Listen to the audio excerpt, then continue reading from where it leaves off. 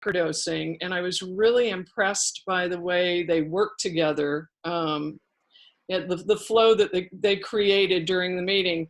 I also got a lot of information. I got some information from Okalani about the way I was microdosing, how I was living, and how I was causing myself some pain.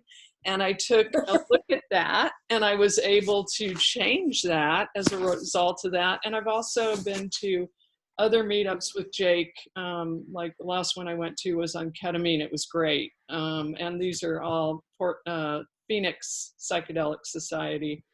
So with that, I'm going to turn it over to Jake and let him introduce himself and tell you what he does. Hello, my name is Jake. I'm really pleased to be here. Thank you for the invitation, Donna. Both of us very pleased to be part of this and to be asked to be here. My journey with psychedelics started about 5 years ago. I had been a professional fighter. I'd done boxing, kickboxing, MMA. Basically, if it was a combat sport, I had competed in it professionally. And once I retired from that, realized that I might have a small anger/rage issue that I hadn't dealt with in my entire life at all. Through a bunch of circumstances, serendipity, synchronicities, was introduced to ayahuasca, and that was life-changing. And went down the ayahuasca path for a year, and then was introduced to mushrooms with Okalani. Along with ayahuasca, I also worked with Buffo. And then a couple years ago, tried breathwork and was just blown away at the power that breathwork had for people and the change that it could make, and started bringing that to people because people didn't have as much to resistance as breathing heavy as they did jumping off the deep end of the diving board right into ayahuasca, which is what I've been trying to do for the previous 3 years. Like, hey, you need to fix your life with some ayahuasca. People are incredibly resistant to that message. They're still resistant to breathwork, but not as resistant as they are to going to a foreign country for psychedelics. So it's had an incredible change in my life. I think in the last 2 years, I've been angry once, which is a pretty big difference from before. And the person I was angry at was because they were hurting other people unnecessarily. So I felt it was pretty justified. So that's my story and how I got to where we are today. And I'll turn it over to Okalani. Thanks, Jake. Again, just echoing gratitude for allowing us to be here. Thank you, Donna. I consider myself, my spiritual journey started 13 years ago. My psychedelic journey started about 3. I'm considered with a clear channel, and that is a characteristic that I have been able to pull into ceremony with ayahuasca, San Pedro mushrooms, and bufo in order to help, in an indigenous way, bring forth what I like to call, not really shamanism, but a curandera healing, where it's not just energetic, but it's also hands-on. With that, I had started with ayahuasca for about 2.5 years, and one night after being in Peru for a month, I came back and ayahuasca had told me that I needed to present a ceremony using mushrooms into the traditional Mexican way, Niños Santos, to help people bridge their anxiety, before jumping into ayahuasca, because, for those of us who have that experience, while they both help healing, they do it in such a different way. The experience and the journey is very different. So after that, after Jake and I got together and started doing our mushroom ceremonies together, he had said, we really need to do breath work. I said, yeah, it'd be really helpful, especially in a ceremony setting, if people learned how to step into their breath, especially on the come up for anxiety, and in the pre-integration as well as a post-integration, as people get triggered along the way, in their lives. And so that has actually boosted us and a lot of people speeding along in their integration after ceremony. Excellent. Thanks. So Okalani and I had, we originally met at a breathwork class. She was a facilitator. I was a participant. I was already facilitating other ceremonies, but wanted to experience breathwork as a participant. And in a breathwork class, we basically both got the same revelation that we were doing it at someone's house in a family room, and we're like, we can do much better than this. There needs to be more people here. This needs to be more widespread. We need a lot more people involved. So in very short order, we got a commercial space.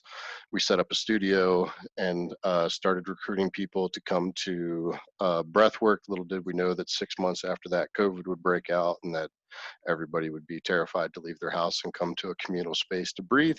But we've stuck with it. They shut us down at 6 weeks at a time. We get to open up for 6 weeks and then we get shut down again. So we're doing the COVID shutdown hokey pokey of the shutdown, and we're complying with everything they've asked us to do. So we're not going renegade on that. But with breathwork, one of the things, the reason that we became involved is there's a lot of different types of breathwork, just like there are a lot of different types of meditation. Different meditations have different outcomes that they're looking for. And breathwork, also different breathworks have different outcomes. That Wim Hof is the most famous type of breathwork. It's also known as Tumo, which was a form of Buddhism where they chose their leader by who could sit on the ice the longest. So it's designed to have a physical impact, but it really doesn't.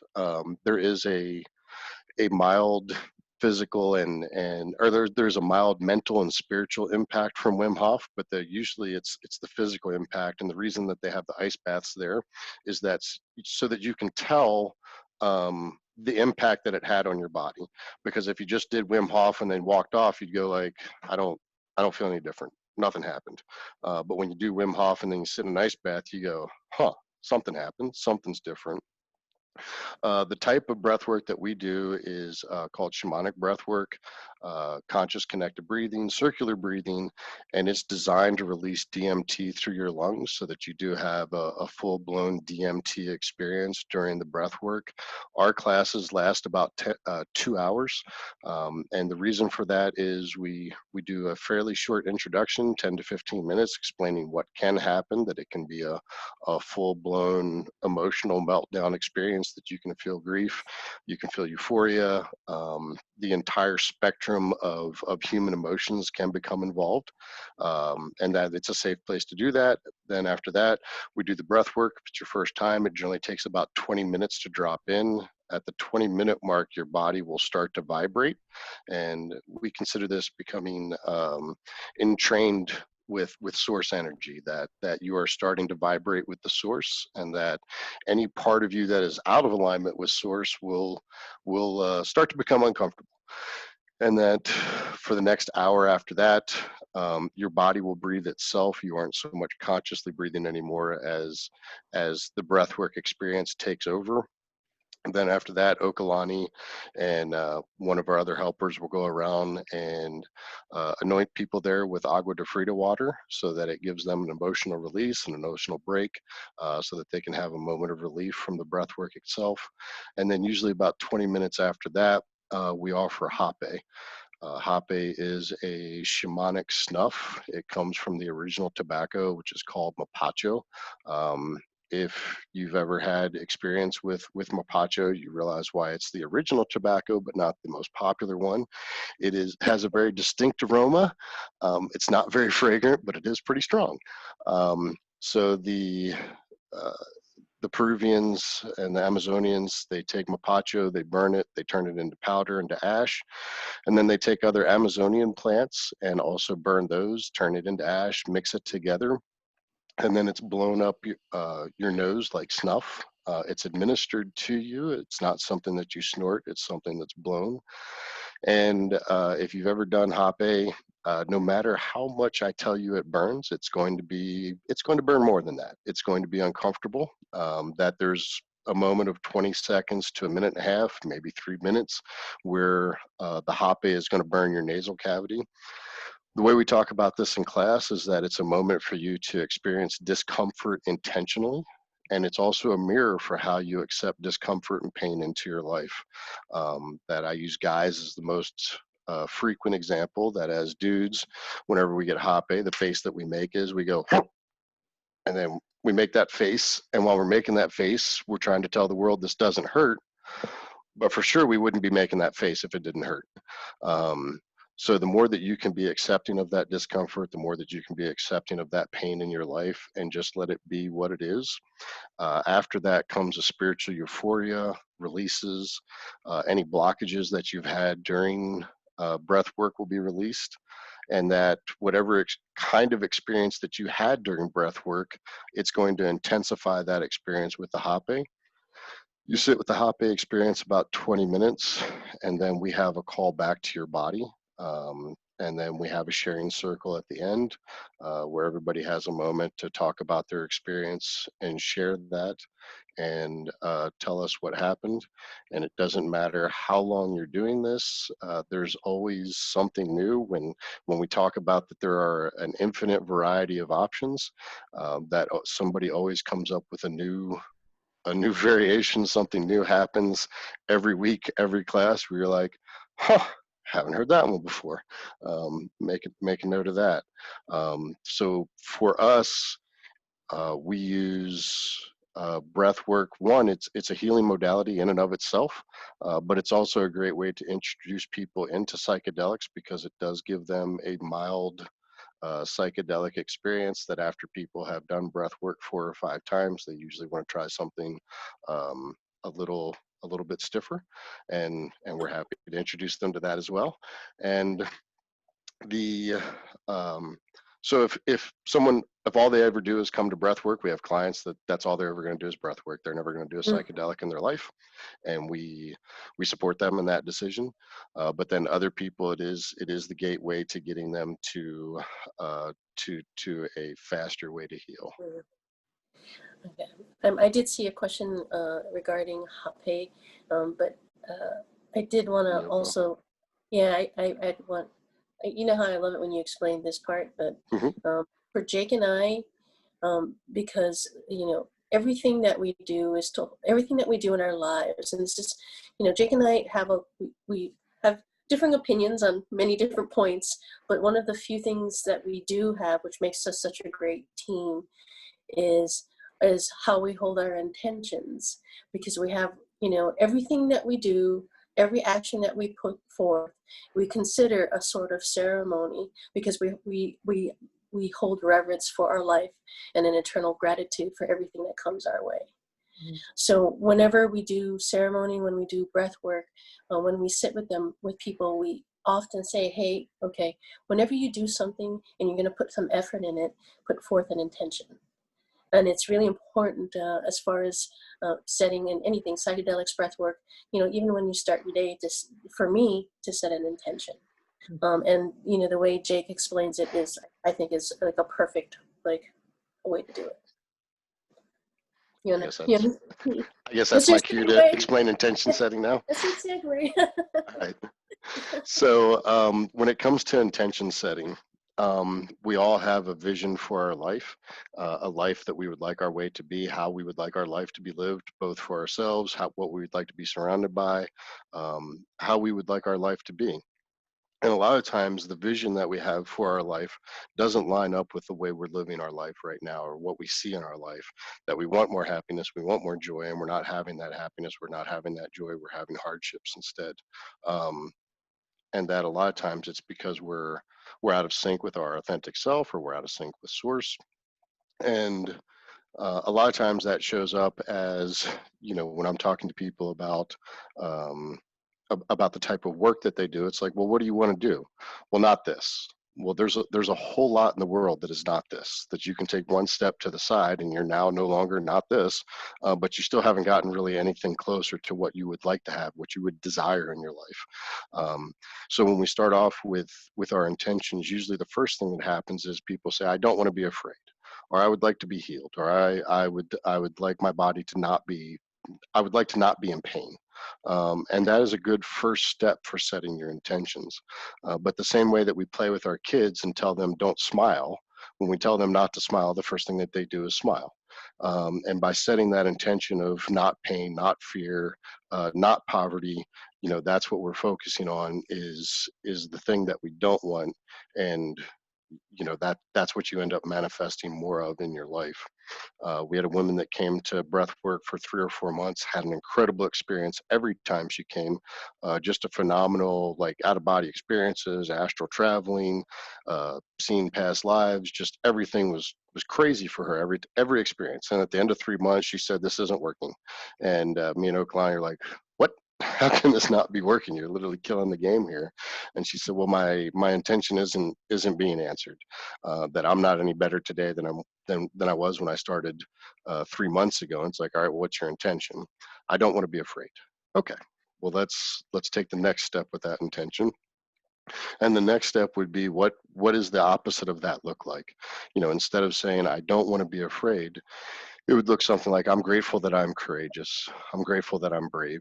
I'm grateful that I can do the things that other people don't have the courage to do. So when we set our intentions, we do those from a positive, present tense gratitude. I'm grateful that I already am the thing that I'm asking to be.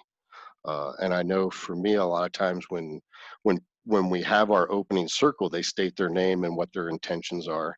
That a lot of times when they set their intentions, I'm like, well, I already looked at you that way, so I don't understand why you're setting that as an intention, because clearly that's who you are, that's what you are, that's how you're presenting to the world. But there's something about that is out of alignment for them, that they're looking to bring into alignment with what they want in life. Um, so that's how we go about setting our intentions. Usually for breath work, we ask them to set 2 intentions. When we're dealing with more powerful psychedelics, they can set anywhere from 2 to 20. I've seen people show up with like a scroll of intentions, which is pretty awesome. That's what I have about that. Perfect. Go ahead, Okalani. No, I was just going to say, what was the question? Can you repeat that to me, Donna, please? About the hape? From David. Yeah, from David in Dallas, I believe. How does rape snuff compare to, for example, yopo snuff, delivered in a similar manner with the heat decarboxylated? Sorry, Right. David. No, perfect. Carbonate So yopo is so the most famous 5-MeO-DMT version of that is from the Sonoran Toad, which is here in Phoenix, Arizona. So 5-MeO-DMT, if you've ever listened to the Joe Rogan podcast, he mentions it occasionally every single episode. So 5-MeO-DMT is the God molecule. If you absolutely, positively accept no substitutes, want to experience the ego death, do 5-MeO-DMT. Your ego is going to die. Yopo is the plant version of 5-MeO-DMT. It is administered as a snuff through the nose as well. It's usually done with an MAOI inhibitor in companion with it. Yeah. And it's administered the same. It's administered similarly, but the effects are significant. Yeah. Is a in comparison to Yopo would be a mild experience. It's still a pretty intense ride, but compared to Yopo, it's pretty mild. Anything you want to add, Oak? Have you done yopo yet? I have not. The 2? I haven't done the full blown. Okay. So yopo, they have a special applicator usually, or in the States we jerry-rig too. Tempe pipes, which are that, but the intention is once you blow it in there, the mix, and to me it smells like peanut butter when they put the MAOI mixed with the fresh cooked or roasted yopos, and it's best served up with a 2-hole pipe, because once you do one side, you're out. And I can tell you the difference between doing 5-MeO-DMT and yopo. The yopo had me like like purging right off, like coughing, purging, like everywhere. The 5-MeO, it was sort of like this one, you know, just lots of DMT. I call it DMT snot, you know, that thick stuff that comes out of your nose and in your throat. But the Yopo is just this huge mass of, like, you know, stuff just coming out. So I would say if you're looking to experience that 5-MeO DMT, go with the Bufo and Hape as an overall. My approach with Hape is the more it burns, the more it heals. Because what happens is what it does and how it affects you and your body energetically, physically, and emotionally, you know, it engages all of those things in just that, you know, one-sided, two-sided puff, and you just have to bear with it for a few minutes and then enjoy the ride after. Yeah, we could do a whole class on that. I love that stuff. Jake and I, we do it every day, a couple times a day if we need it.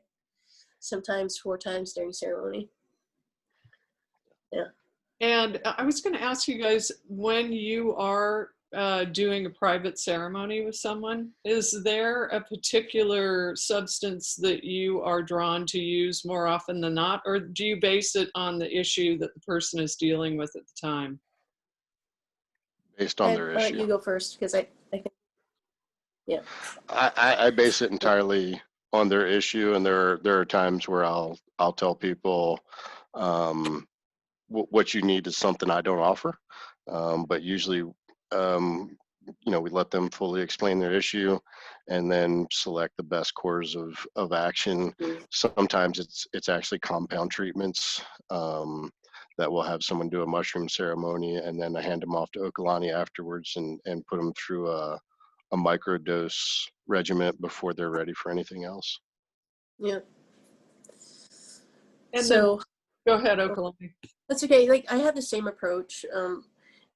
You know, Jake and I often discuss our clients because I consider it a pretty rigorous intake, especially if the person has, you know, voiced a lot of their traumas and the thing that they're seeking to resolve to become whole or be whole.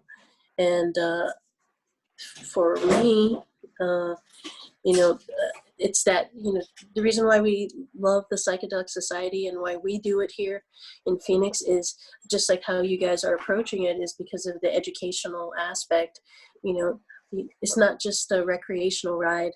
It can be so much more. And with the, you know, responsible people, you know, bringing that education and information, people can get what they need. And how would you, you know, because what I found just from diving into breath work, like I told you before we started, I just read holotropic breath work, and the power of what this kind of work can bring up for people, the past life memories, the kind of healing that takes place. It sounds very similar to psychedelics. So I'm imagining that you approach preparation and integration somewhat the same. What happens after a breathwork session when somebody comes to you and says, oh, I just had this experience and I can't put it into context? Go ahead, Jakey. It depends on, you know, in that regards, and this ties back into your last question, that the people that Okalani and I work with, there is some, like, our Venn diagram goes over a little bit with each other, that there are groups of people that we both work for. But then on the extreme edges, there's like, if someone comes to Okalani and he has PTSD from combat, she's like, hot potato, and throws it over to me. Whereas if a female comes to me and she's had female related trauma, rape, abuse, things like that, I'm like, hey, I'm not the person for you. You should talk to Okalani. She can help you a lot better than that. So the same thing happens with integration, depending on what type of issues they're presenting with and what kind of experiences they've had, as to which one of us, or maybe even both of us, will help them with their integration. One of the great things about breath work is that I know for both Okalani and I that we've had psychedelic experiences that, you know, our integration period was probably 6 months to a year and a half, just dealing with one psychedelic experience. Breath work tends to not be that extreme, especially the weekly, the way that we're doing it on a 2-hour weekly basis. If you go to a retreat or a seminar where you're doing 3 or 4 hour breath work sessions, and you've set some very powerful intentions, those can take a little bit longer to integrate, but usually the weekly session, the integrations and the conversations afterwards aren't that difficult, aren't that challenging. They can generally journal it and work their way through it. And then usually we give them some outside guidance on maybe some directions they should look or some shifts they should make in their life. But generally the lifting on the integration after breath work isn't very heavy. Mm-hmm. So to go a little further into that, how breathwork is a lot like psychedelic experience. You know, as Jake had mentioned before, you know, DMT does get released after a certain point. However, you know, for those of us who have had, you know, psychedelic experiences, and then you go to breathwork, you will notice, right, the similarities in the way you breathe when you're like high and you're ready, you know, have gone past the come up on that psychedelic journey. It's shallow, and you're in it and you're journeying, and that's how, you know, breathwork can parallel the psychedelic experience.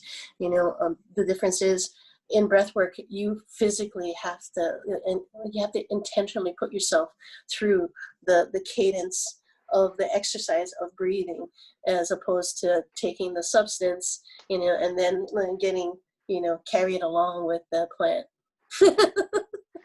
Right? Mm-hmm. Yeah. So That's an excellent point, in that there's, you know, there are a lot of times where people take a psychedelic and they're like, oh, I'm ready to get off the roller coaster now. And it's like, well, you got 4 more hours of roller coaster riding before this trip is over. So suggest you sit back and get ready to heal. Whereas breath work, we've definitely seen people tap out in the middle of a session. A lot of times it looks like them just rolling over on their side and kind of curling up into a fetal position. And we know they've tapped out for the night and they're not going to make any more progress.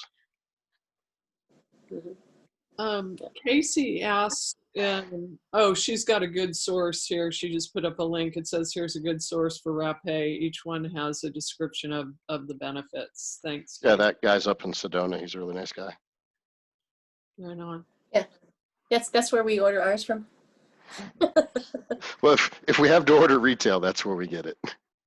We prefer wholesale. Does anyone have a question for Jake and Okalani about breath work or ceremony work? Anytime you can either put it in the chat, or I can unmute you because there's 23 people here, and so we have a little bit of time if you'd like. Right.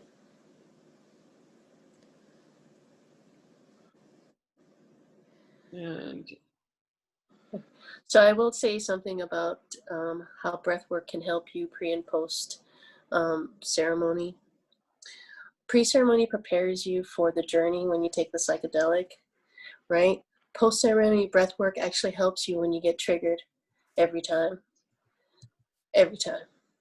Because when you get into that point, because you are so raw and you have that higher awareness and the higher mind is open to, you know, the root issues that you've come across, post-integration breath work, like every time will help you, because you just sit and you breathe and you let go. And it's, you know, just like meditation, the practice sets you up to, you know, for that nanosecond to respond and not react, right? And when you're so like deep into the trigger, you put yourself in that response of breath work and you get right out of it. And I usually have people journal after that to help them like resolve it. absolutely, that's a great answer. That's how I started investigating it too, was as a technique for integration, you know. But Julia has a question too. I was going to say one thing about what Okalani just said. We bring this up a lot during the breathwork sessions when we're guiding them, is that how you breathe is how you'll live, and how you'll live is how you'll breathe. That your breath and your life match one another. That most people go through their life chest breathing, and chest breathing is a stress response. That when you're going into fight or flight, that's how you breathe, is from your chest, and that your natural state is to breathe from our abdomen, but we don't do that very often. And that if you're living a fast-paced, high-tempo life, you'll tend to breathe rather quickly and shallowly. And if you're having a more deep, meaningful life, you'll just naturally slow your breath down. That when people are suffering from anxiety, they're taking shallow breaths from their chest. And that if they change their breathing, it'll change how they feel. If they change how they feel, it'll change how they breathe. So one can lead to the other. It's not that you have to do one or the other. It's both of them are interactive with each other, so that they can have that change in your life. Yeah, thank you for reminding me of that. It's so true.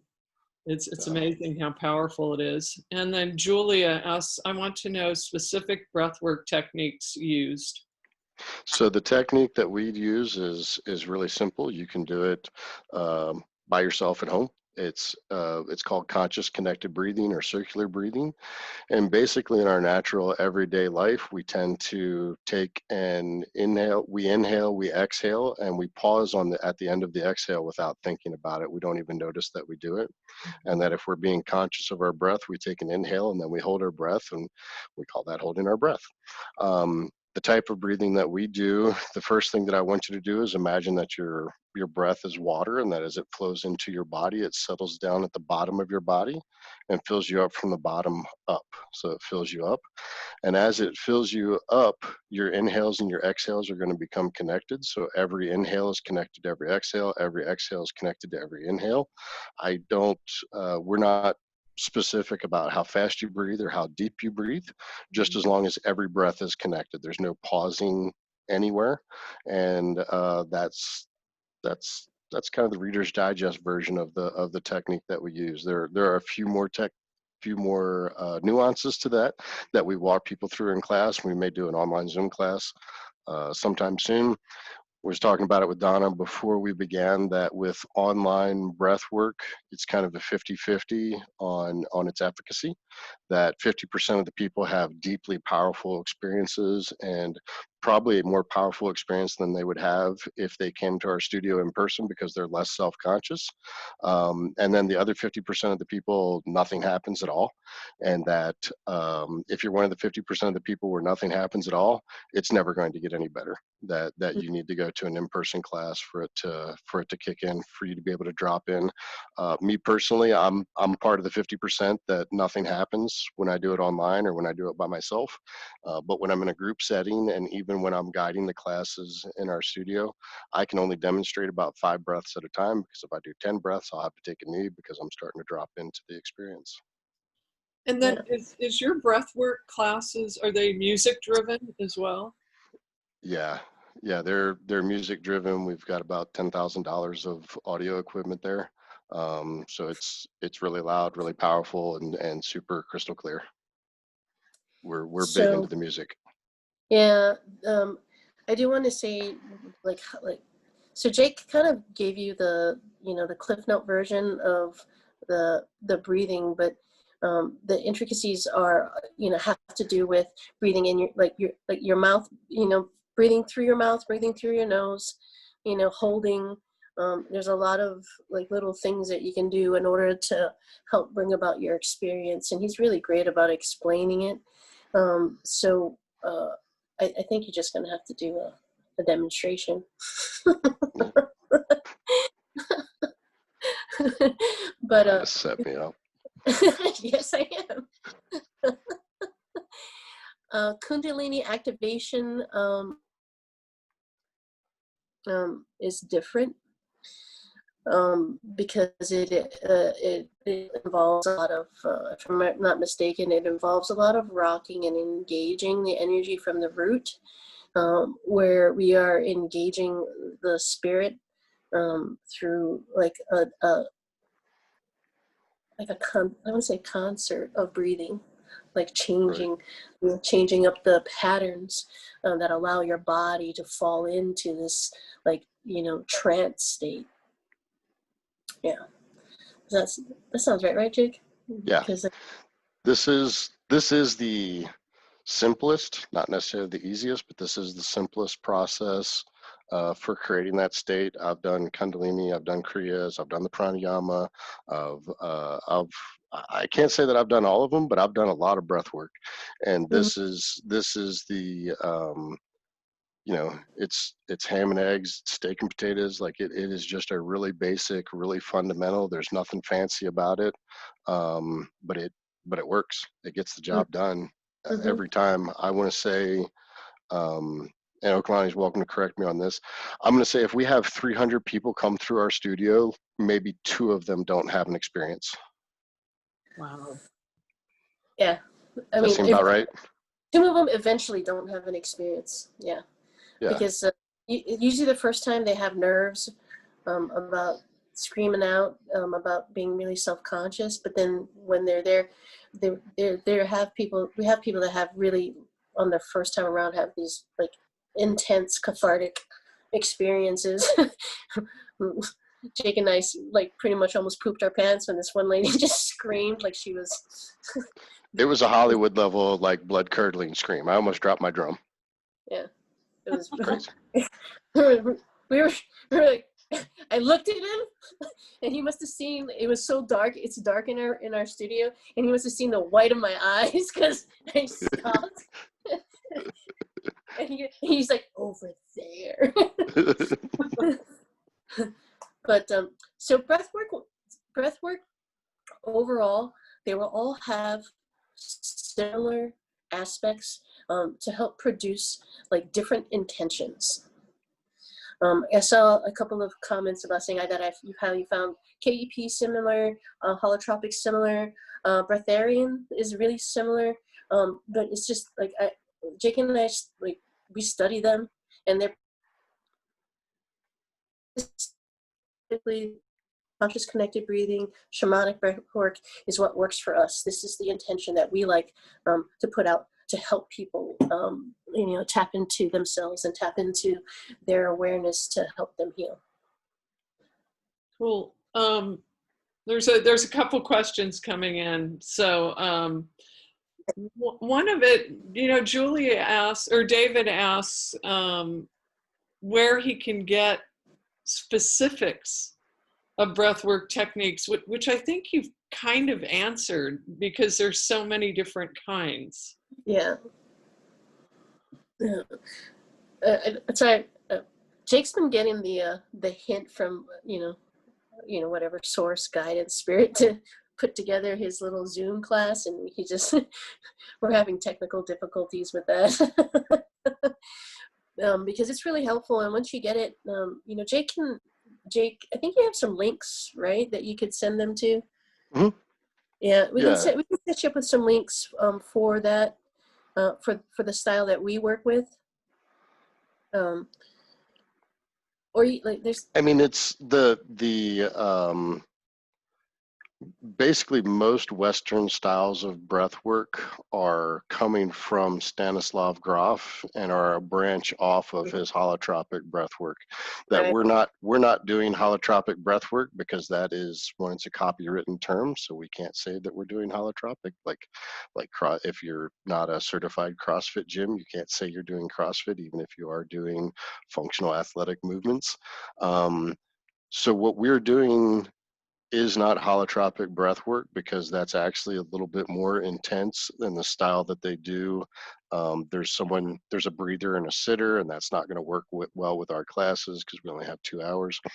And his experiences are his experiences with holotropic breath work are deeply emotional, that it does take some serious integration work after those.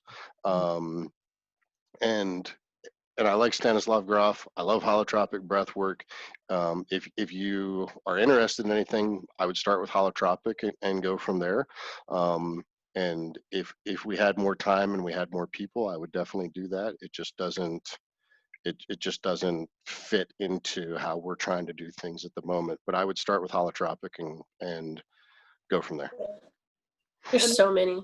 Go ahead. Yeah, and almost all of them either come from holotropic or they come from pranayama. But most of us, because we're European and of European descent, the holotropic works better for us. And I did want to say, if you find like a class, like for the way Jake and I run our class, we're talking about setting is, very like music driven, because like the music is the setting and it like, taps into the subconscious. But we are also like running around the studio drumming and rattling shakers to get people out of their mind. The monkey mind that gets engaged when they're are being challenged to get into their breath rhythm. So I just wanted to say that because I remember the setting part. I'm like, oh, I forgot that part. And someone actually asked that. And then Kazzrie, could you David from Dallas and let him ask his question, and then and go ahead and ask your question when he's done? I will do that. Hi there. Can you hear me? Sure can. Okay, thank you. Yes, one moment here. Yeah, so my question was, does some level of entheogenic medicine help with the breath work? For example, microdose entheogens such as mushroom before breath work, or is this discouraged? I said, I don't know. I've not done formal breath work, but my minimal experience with Wim Hof with microdose mushroom is that the entheogenic so-called pre-medication may help breath work. So what are your thoughts on that? Okalani and I are going to differ on this one. Go ahead. Go ahead, Jake. So there's a video by an influencer on YouTube who had probably taken more than a microdose of mushrooms before doing breath work for the very first time.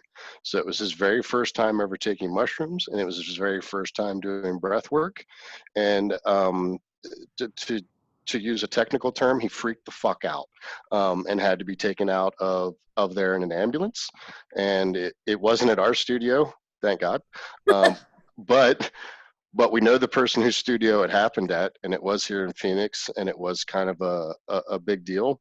So unless you are super experienced with both of them, I would give that a thumbs down. That if you're going to microdose. If you're going to do breath work.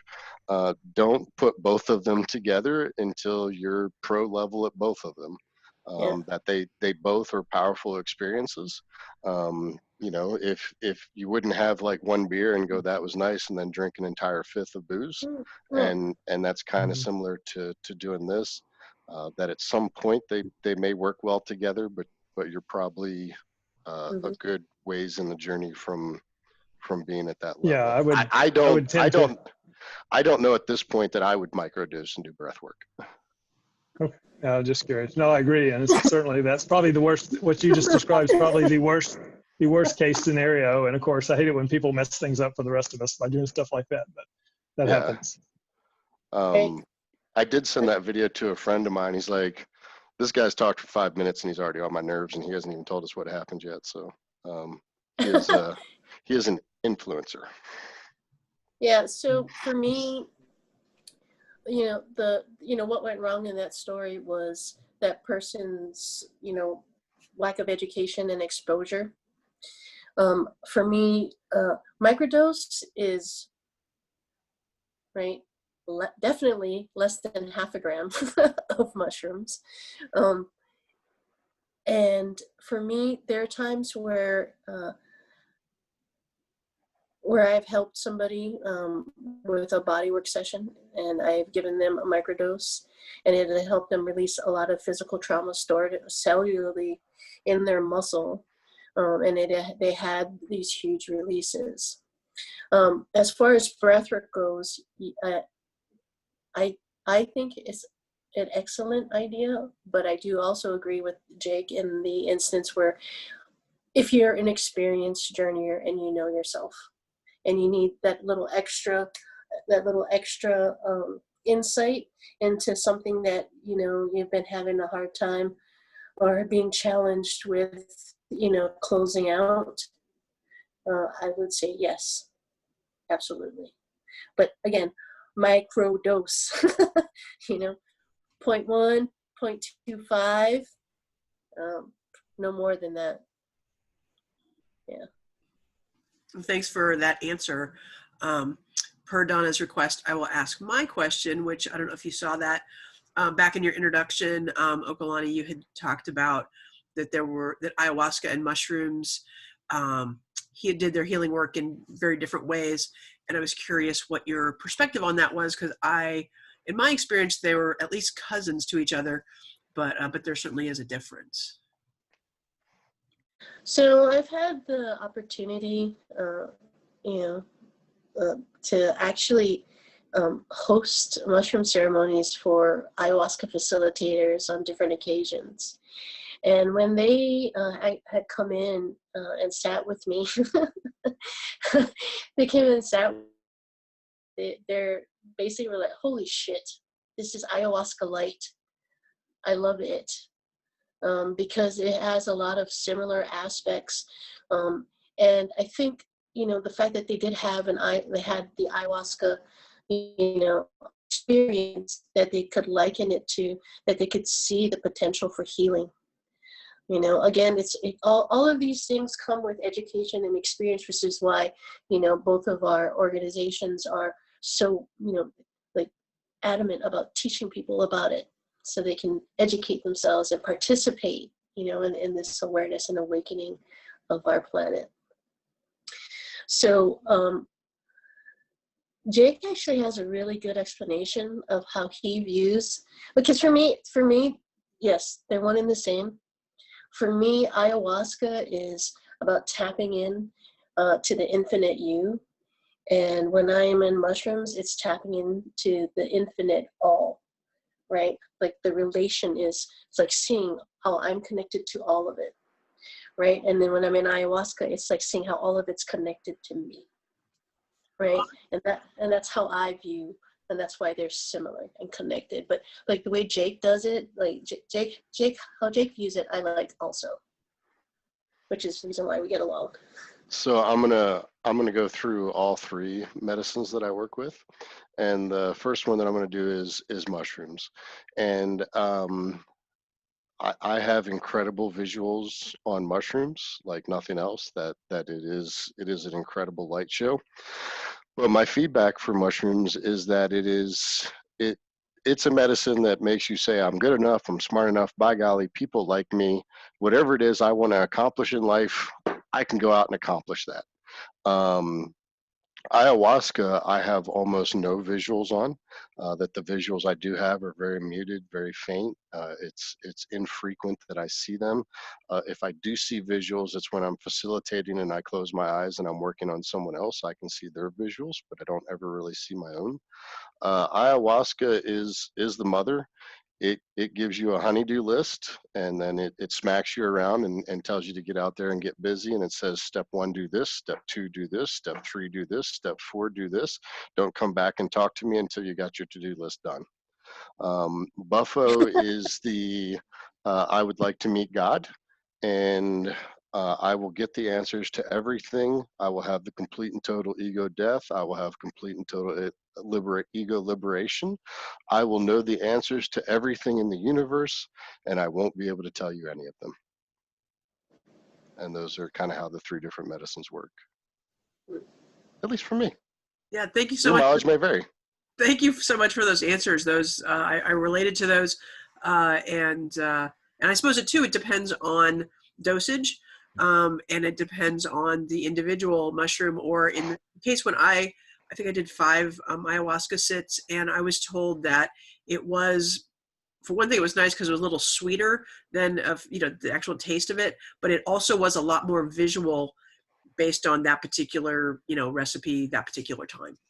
Oh, yeah, I did want to mention, so my favorite thing to do when I'm facilitating, I have these 2 songs in our mushroom ceremony playlist that I look at Jake, I'm like, hey dude, time for me to check out, right? And for those, that 15 minutes that I'm in there, I instantly engage in breath work, right? So I can drop myself super deep into the medicine and I just take off.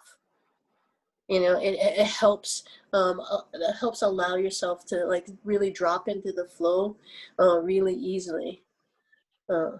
So just an FYI for those of you that microdose, when you get accustomed to it, I would recommend it. Yeah. Just with music, so good, so good. I agree. And then that came to a comment by a participant. I'm trying to look for her right now, but she was basically asking, what about microdosing in complement with breath work? And you answered that question, you know, which was if you're still working on something and you need to loosen something up, and you sort of touched on that a couple of times. Yeah, and you know, and we'll reinforce that, you know, if you're experienced and you keep it at a microdose level, right? Absolutely. Yeah. Yeah. Jake's still a no. I'm like, hey man, you're a grown ass adult. Put on your big boy pants, and if you're gonna do it, make sure you're accountable. Yeah, I'm gonna need to see a pro card before I give you a thumbs up on that. Like if you're not certified pro level, if you haven't done more than like 10 grams at a shot and handled it like a champ, then that's probably a no for me, dog. Yeah, so just to let you guys know, like that we like how much we reinforce that statement about, you know, like whenever a client comes and asks me about microdosing, I say, hey, you need to come sit in our ceremony first, and sit with the mushroom and get to know what it feels like. Get to know what it feels like when you're out of control. Get to know what it feels like, you know, when you're in this situation of, you know, not being able to, you know, be a control freak and, you know, lord over your life. Come sit with us. That way when you sit in a microdose and you have those sub-perceptible, you know, pokings and inklings, that you know that's the medicine there to help you, you know, bring all of these things into clarity. And, you know, once you're there, once we know that you can do that, absolutely, you know, take the jump. Yeah, sorry, I think there was a DMT question for you, Jake. Yeah, David, I have you unmuted if you want to ask. Oh, yes. Go ahead. I tell you what, I've got a background noise problem here. Can you just go ahead and read it? I'm sorry. Sure. Hold on one second. It's The DMT between 5-MeO, DMT, Aya, and mushrooms. Is that the okay? So 5-MeO DMT, like a lot of times people will do a vape pen of DMT, and they do 3 puffs on that, and they'll say, hey bro, I've done DMT, and it's like, yeah, you've done DMT. That's a wonderful. That is a psychedelic experience where you have a lot of visuals. You don't get many insights, and I don't know that it creates an incredible change in people's life. 5-MeO DMT and DMT are about as similar as lightning and a lightning bug. That sure, there's lightning in the name, but that's about where the similarities end. 5-MeO DMT is it's a lot. No matter. Like one of the things when I talk about ayahuasca is like, hey, ayahuasca gives you a to-do list and kind of pushes you around and is really demanding. 5-MeO DMT beats you up, steals your lunch money, messes up your hair, takes pictures of you that are embarrassing, and then sends you on your way. Like, and that's all in an hour. Yeah, it messes you up. It is a life changer. Ayahuasca is an NDMT, and it's 4 to 12 hour experience. Buffo, the full-blown Buffo experience itself is only about 10 minutes. So if you take a 14-hour ayahuasca experience, jam it all into 10 minutes, and then turn the volume up to 10, that's what 5-MeO is. It is a lot. And then mushrooms are 1 molecule off from DMT. So it's very similar chemically to DMT, but in my experience, it's a much more loving, much more gentle experience. That with ayahuasca, um, everybody's going to purge. Like there's going to be some purging. Either you're going to puke or you're going to puke, but one way or the other, you're purging. With mushrooms, I would say maybe 30% of the people end up purging in some form, and their purge usually is because they're carrying emotional baggage for other people, that it's not even their own emotional baggage that they're purging over. Right. Does that number sound accurate to you, Okalani, 30%? Yeah, I think it feels like it's increasing lately, but yes. True. And the same with hape, that when people purge on hape, it's usually because of the emotional baggage from others, not their own emotional issues. That for their emotional issues, they'll cry, they'll scream, they'll laugh, they'll express those emotions. But when they need to purge someone else's, they do it through purging. So mushrooms are similar to DMT because they are off by one molecule, but it is a much more gentle experience. Yeah.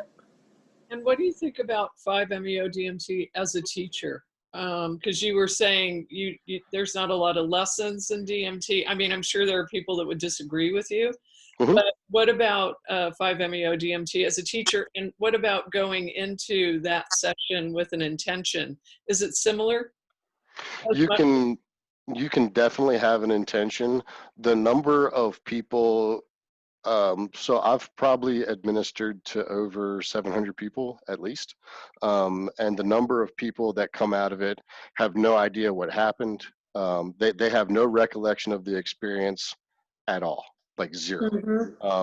And my most powerful healing experience, I have zero recollection of it. Like when I finally healed from my anger and rage, I was under buffo for 40 minutes. I don't remember a second. And it was the most powerful healing experience of my life. That I tell people, you can have a story or you can be healed. Which one do you want? That buffo isn't here to teach you anything. It's not here to give you anything. Your job is to take your hands off of the wheel, because you're in this situation because you don't know what the fuck you're doing with your life. So why are you trying to control it? That world of infinite possibilities, why don't you let it do its infinite thing? Yeah, what people don't realize is you don't need a story in order to heal. You just need to do it. But everybody wants that good background story, that good experience during ceremony.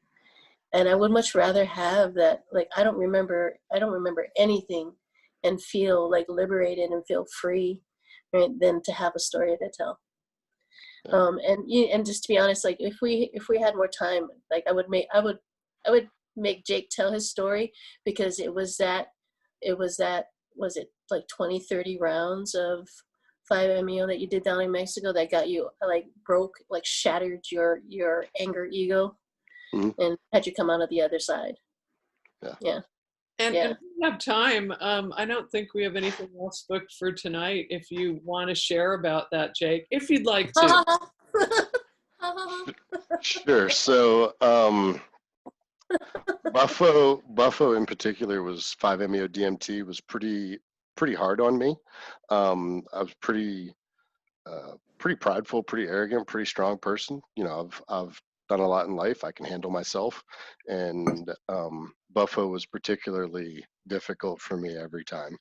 To the point that one of the guys that I started this journey with, his name's Chaos, and every time I would do something stupid, he would go, "This is why buffo's hard on you," and I go, "Yeah, it probably is, but like, so what? I'm just going to keep being difficult in life." And I had done ayahuasca. The way we do it in Mexico is you do ayahuasca at night, and then when you wake up in the morning, they kick you, get you out of your sleeping bag, and then pop some buffo in your mouth, and you go on that ride afterwards. So we pair them up together, and that does make it a little bit more intense. And I had done ayahuasca and buffo 10 times like that, and had finally figured out how to let go and release during buffo, and had a great experience. And then after that, I was initiated by the Seri Indians in Punta Chaca, Mexico, to be a buffo facilitator. And when they don't actually tell you that they're going to initiate you or not, they're like, come down, maybe we'll initiate you, maybe we won't. You know, the council will meet, and maybe you get to be a facilitator, maybe you don't. So we go down there. You do one buffo experience, which is the full ride of 100 milligrams of buffo, and that lasts 10 to 15 minutes. It's a super intense experience. I just remember coming out of that and looking at the clouds and realizing how impermanent the clouds were, and that everything in our life is just clouds passing through our fingers, and that everything I'm trying to hold on to is a cloud, and that it's going to go away. And then they gathered us up in a circle after that, and there's 6 of us, and there's three Indians who are facilitators, and then there's 3 of us other people who are not facilitators. And the head facilitator starts singing, and you smoke it out of a glass pipe, and he puts the pipe up to my lips, and I inhale, and he just starts going around the circle with the pipe, giving it to everybody, and we're all inhaling. And as we inhale, you hold your breath for as long as you're comfortable, and then whenever you exhale, you just kind of fall backwards, and they call it a blooming lotus, because you're all sitting there like that, and then as it kicks in, you fall back. And then as soon as you sit up, he takes the pipe and puts it back in your mouth and hits the lighter again, and you take another inhale, and then you fall back. And then, you sit up and you hit the pipe again and you fall, and you sit up and you hit the pipe and you fall. And the visuals on buffo usually last about 3 seconds. That usually you see the masculine energies usually see squares, triangles, things with hard edges, and women usually see circles and spirals and things like that. Most commonly, they're black and white. It's either white with a black image on it, or it's black with a white image on it, which is what I see. About 20% of the people see the full color spectrum, but not very often. And I think on my 8th or 9th round of the buffo, as long as I followed the shaman's voice and listened to him and just felt the energy and didn't try to think about it, I saw sacred geometry for about 9 minutes straight. And then I sat up and got the pipe hit again. And I've been telling this story for like 2 years that, we did 15 hits over 2 hours. And I recently told that story in front of Okalani with one of the guys that I was initiated with. And he was like, "Nah, man, you got the story wrong." And I thought he was going to downgrade my story, going, "It wasn't that many hits and it wasn't that long." He was like, "We were there 4 hours and it was 30 hits. Like, you just lost track after the first 2 hours." So a lot of times doing buffo is comparable to like riding a surfboard on a 50-foot wave. That Yep. if you don't figure it out, that 50-foot wave is just going to smash you into the ground again and again and again. And on that one, I learned to ride the wave and be at peace with it and be at ease. And also before that, I was fighting my role as a facilitator. That everybody around me was like, "Oh, you're a facilitator." And I'm like, "Yeah, sure not. Like, I'll recruit you and I'll take you to a ceremony, but I'm not shaking a rattle. I'm not singing a song. I'm not administering anything." And then after that, I was at peace with the fact that it was that was my job. That's what I had to do, was be a facilitator. Because you were at peace. I was at peace. Yeah. Yeah. So Jake, I do facilitate buffo as well, but the way Jake and his co-facilitator, when they work together, they have me come in when there are women there that they have are challenged with, but you can see how much joy there is when they hold space for you. Absolutely. And it's in him. It's like I really do believe that's his medicine. Yeah. Right. Well, all you had to do was tell me you hung out with chaos, and that said it all. No, he really is chaos. He really is chaos. Yeah, he is a hot mess. Yeah. Well, you guys, thank you so much for sharing your stories with us and your experience. It was amazing to have you, and I hope we can have you back. Would love to have you back. And if anybody has a last question for these guys, now's your chance. I think there was one question about questions we ask for integration to like. Oh, that's right. Yes. Yeah. What was it? And What then do we ask them during the integration period? So these are the questions that I generally ask. One, if we're doing work with them, it's we generally can see what they're dealing with better than what they can while we're working with them. So that guides our questions that we're going to ask them. But if I have a standard list of questions, these would be them that I'm kind of going to. How's the vision of your life changed? What emotional blocks have you let go of? What shifts do you need to make in your life? What do you need to commit to? What do you need to develop? What difficult conversations do you need to have? What decisions do you need to make? And what actions do you need to take? Those are usually the things that I'm focused around.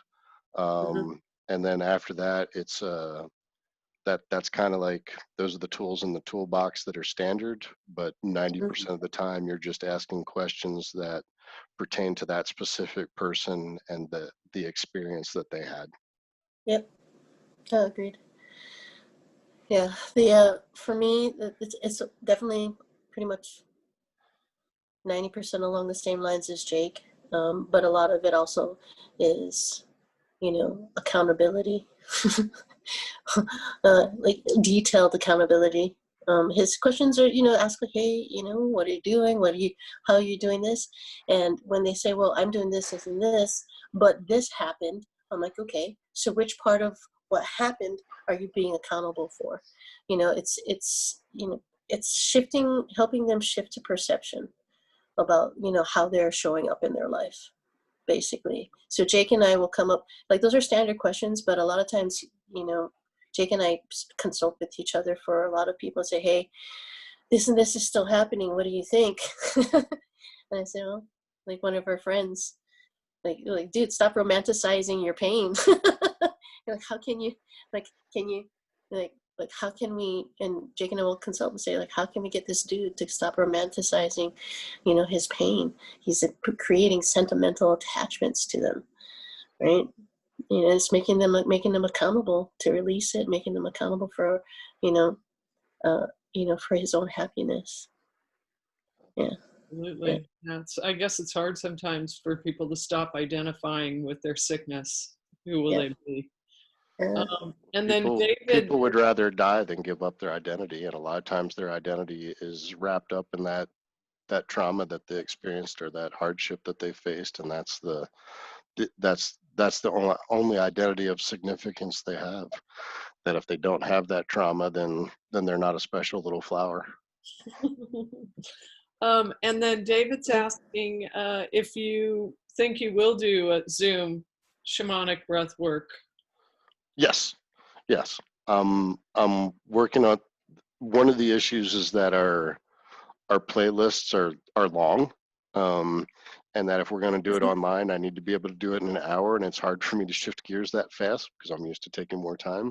And then also because it's set up as a Zoom webinar instead of a Zoom meeting, there are some technical challenges there, but I'm hoping that within the next week that I'll have like our first Zoom webinar set up so that we can do it online. The first couple will probably be free because I don't know what I'm doing yet. So, if you want to be a guinea pig, we'll be happy to have you. And with that, I'm going to wrap up the Zoom meeting we're having tonight. We've gone 7 minutes over, and I just wanted to ask anybody here if they think this meetup is worth $1. If you would donate to PPS, the link is in the chat. Kazzrie put it up. And that PPS is looking for volunteers. And we've got bite-sized pieces of volunteering you can do,